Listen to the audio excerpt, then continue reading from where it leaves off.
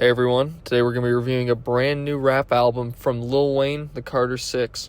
Now, Lil Wayne doesn't really need any introduction, especially if you are a hip-hop fan of any level, as his influence on hip-hop can't go understated, whether it be his influence on kind of this auto-tuned singing that he's added to his voice, which most rappers use nowadays and don't even know it, to how he kind of goes about making songs in studio. He even stated before that he doesn't do a lot of the writing process for himself. He kind of just gets in studio and just raps, which is stuff we've seen from artists such as Juice WRLD, and it's been very influential. And just as well as that, his rap series, The Carter, which is one of the most famous rap series in hip-hop. I put it up there with the College Dropout series. Very influential. Everybody's kind of got their favorite in that series. Mine's The Carter 3.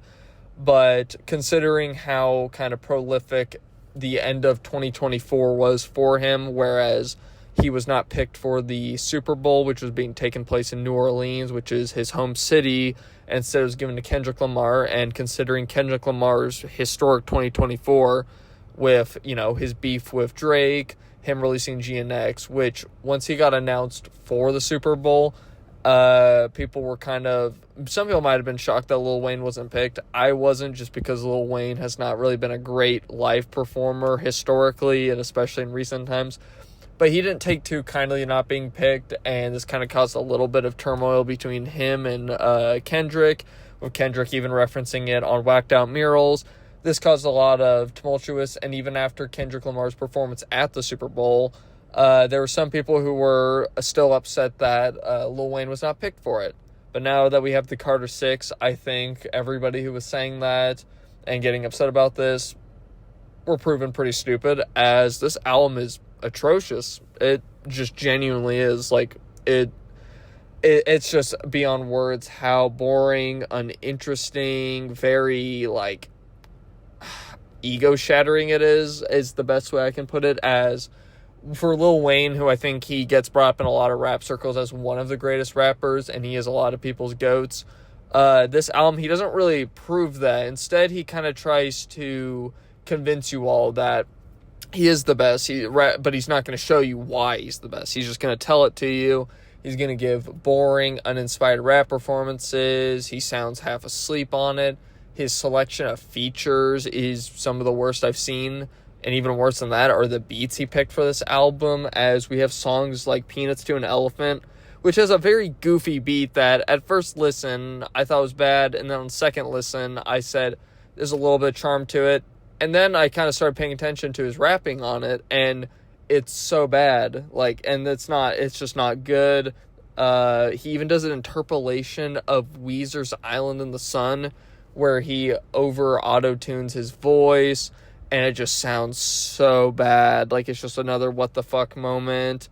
He even has Bono on a song, and Bono gives the most generic, uninspired singing to start it.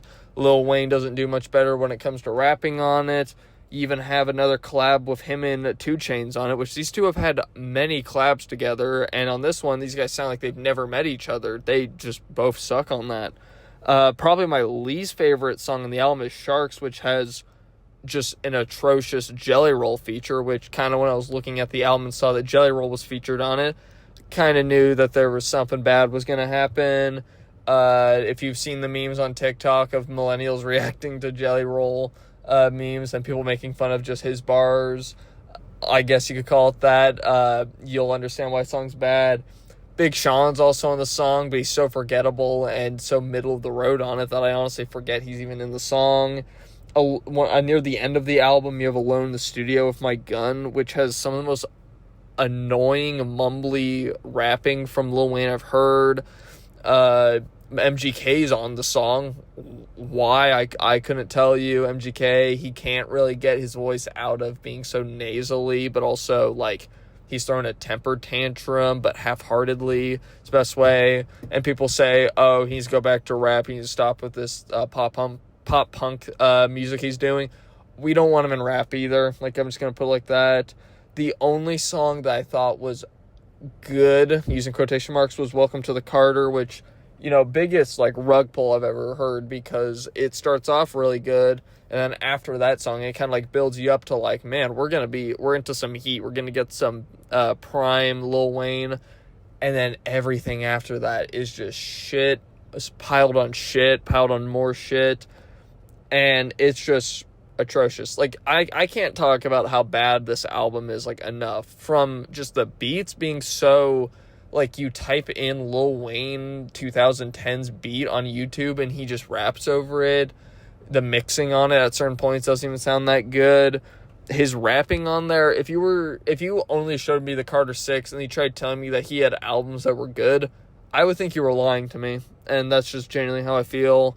I think I've said enough about this album, really. It's just atrocious, and I think Lil Wayne needs to call it quits, because I don't know if he can make a good album after that. I just think he's washed from this, but because of that, I'm giving this album a 1.